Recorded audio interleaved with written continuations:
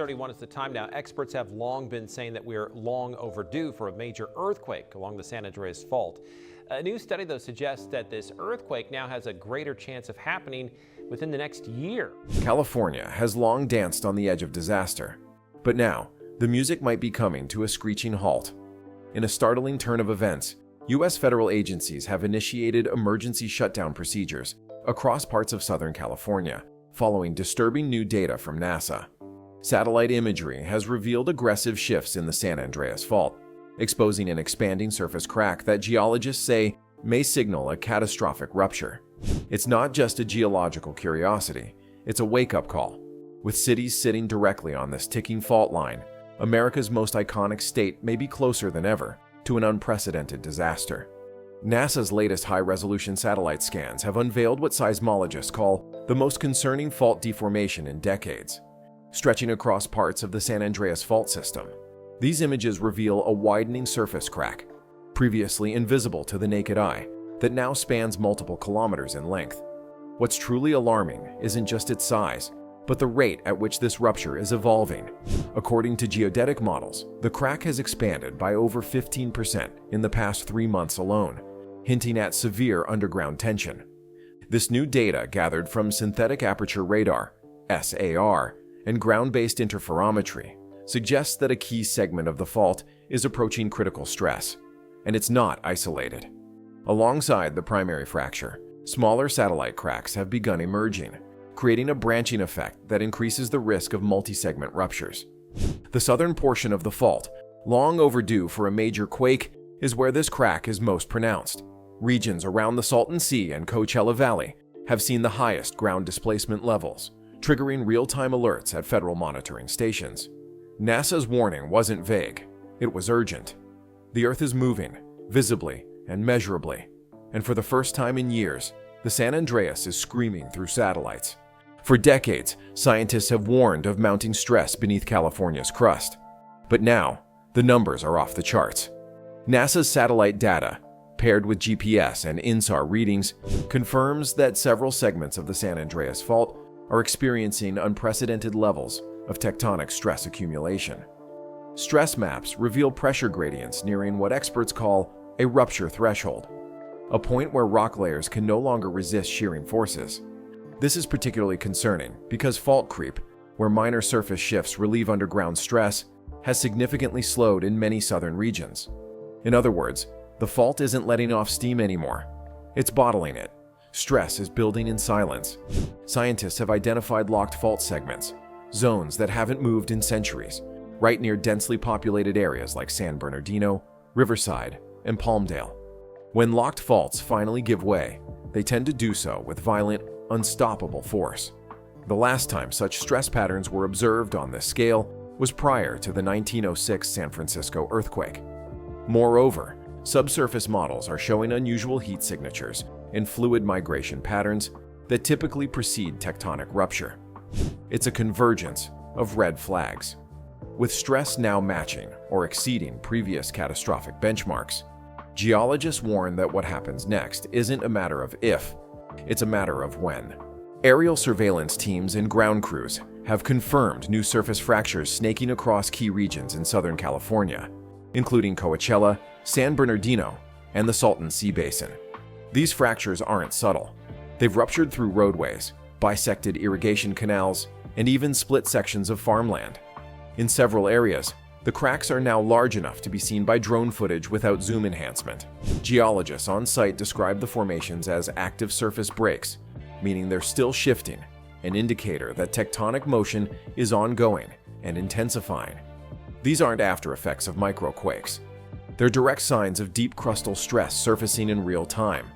What's even more unnerving is their alignment. The fractures are precisely following the known trace of the San Andreas Fault, reinforcing suspicions that the entire fault line is preparing to move. These discoveries were first triggered by irregular satellite feedback, prompting on-ground verification missions from USGS and Caltech. In some locations, early warning systems picked up ground tilt and minor uplift just days before the surface ruptures appeared.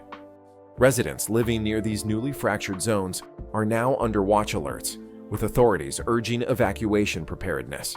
The Earth isn't just rumbling beneath their feet, it's cracking open, and it may be a preview of something much bigger to come. With growing evidence that the San Andreas Fault may be on the verge of erupting, U.S. federal agencies have moved swiftly into action. FEMA, in collaboration with the USGS and the Department of Homeland Security, has issued Level 2 emergency response protocols across affected counties in Southern California. This includes partial shutdowns of non-essential services, rerouting of major transportation corridors, and strategic deployment of National Guard units to vulnerable zones.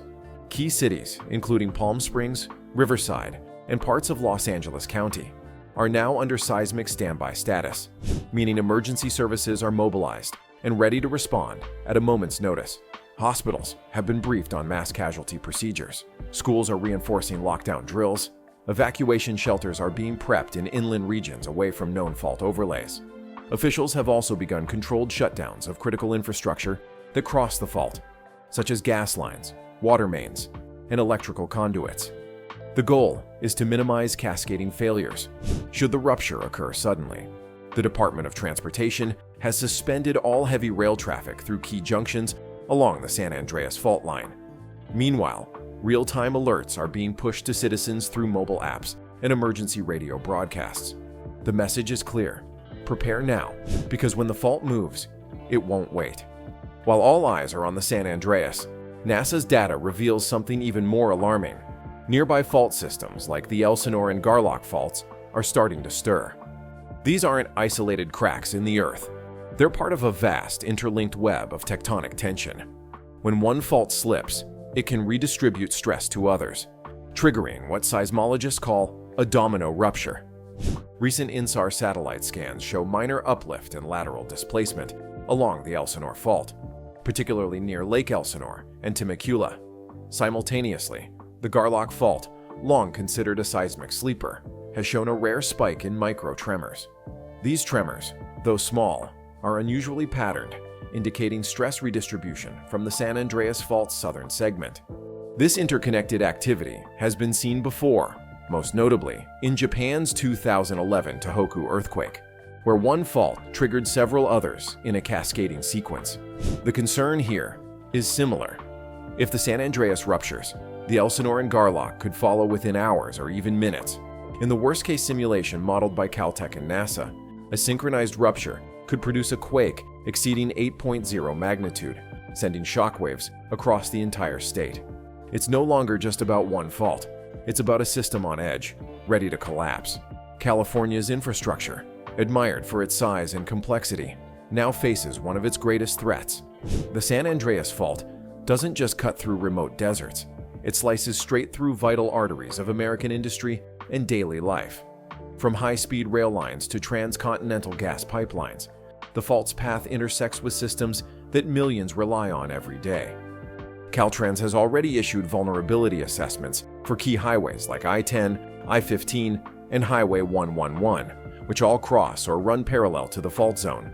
Should a rupture occur, these routes could split open or buckle under lateral stress, cutting off access to hospitals, emergency shelters, and supply chains.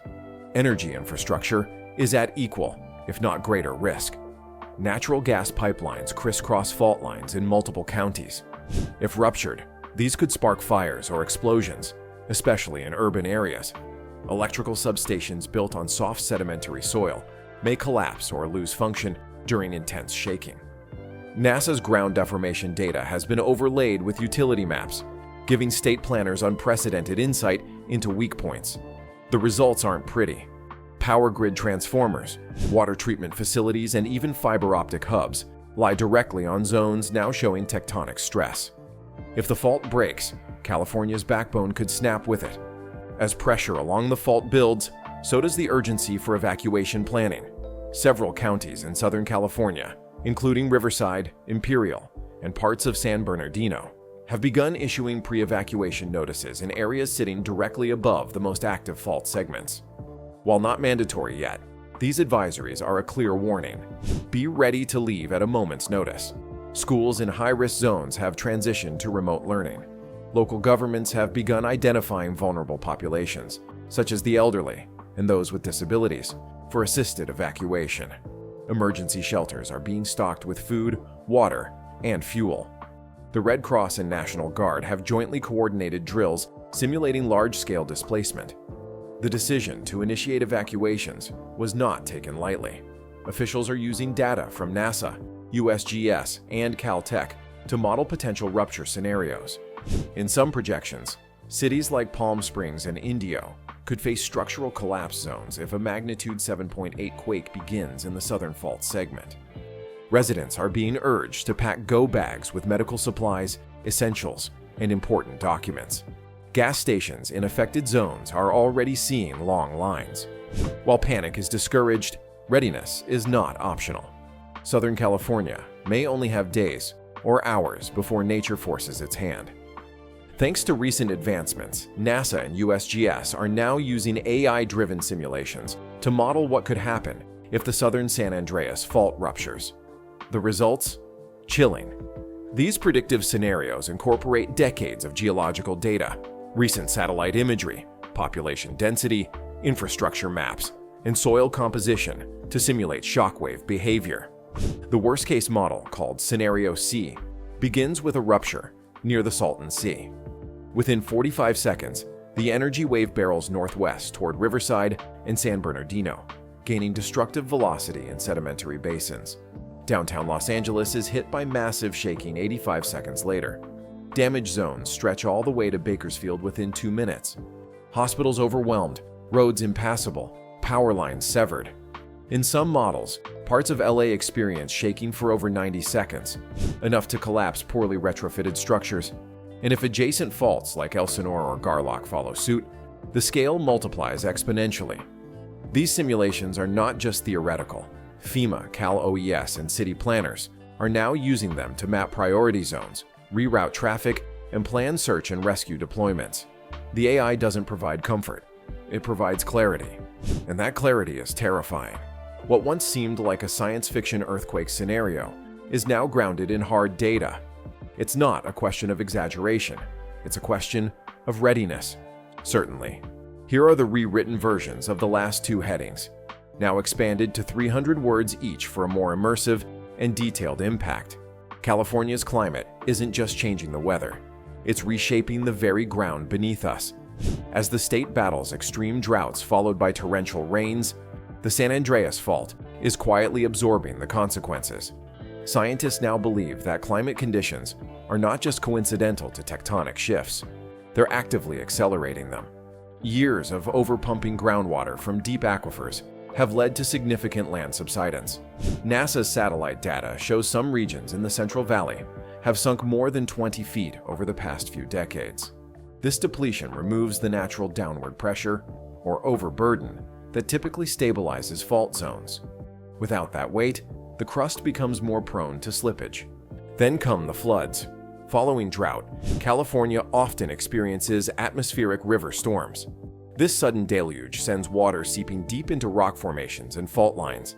It acts like nature's WD-40, reducing friction, increasing pore pressure, and effectively lubricating zones of tectonic stress. This process has already been observed in areas like the Coachella Valley and Imperial County, where microquake swarms closely followed seasonal rainfall peaks. What's especially dangerous is the combination of both extremes. A dried-out, weakened crust followed by rapid saturation can produce unpredictable shifts, not just shallow tremors, but deeper structural failures. This climate fault connection means the San Andreas may no longer be triggered by geological time alone. Environmental instability could now fast-track the countdown. Scientists are urging policymakers to treat climate and seismic policy as one issue, not two. Because every drop of water pulled from the ground and every storm that crashes through California may be tugging at the fault line's final thread. The Earth beneath is responding, not just to centuries of tectonic drift, but to the chaos of modern climate change. The alarm bells are no longer theoretical. For the first time in modern history, scientists are stating without hesitation that California is closer than ever to experiencing the big one. This isn't a media exaggeration. It's the consensus of the nation's top geophysicists, seismologists, and NASA's Earth science teams. The southern section of the San Andreas Fault, which stretches from the Salton Sea through San Bernardino, and up toward Los Angeles hasn't seen a full-scale rupture since 1680 to 1690, over 300 years ago. In geological terms, that's a long silence. And now, the silence is breaking. NASA's satellite data, paired with historical records and fault slip models, shows that stress on this segment has not only returned to pre-rupture levels, it's surpassed them. The presence of surface cracks, electromagnetic disturbances, fluid migration patterns, and increasing microquake activity all signal that the crust is nearing its mechanical breaking point. Even more concerning, there are signs of stress shadows, areas where no movement has occurred, implying a dangerous buildup of unreleased energy. If the southern segment fails, it could unleash a magnitude 7.8 to 8.2 earthquake. That's enough to rupture across multiple counties, impact over 10 million residents, and cause infrastructure collapse in seconds. Experts say the damage would rival Hurricane Katrina, 9/11, and the 2011 Japan earthquake combined. Scientists are no longer asking if, but when. And the when may not be decades away. Every measurable indicator is pointing in one direction. The San Andreas is waking up.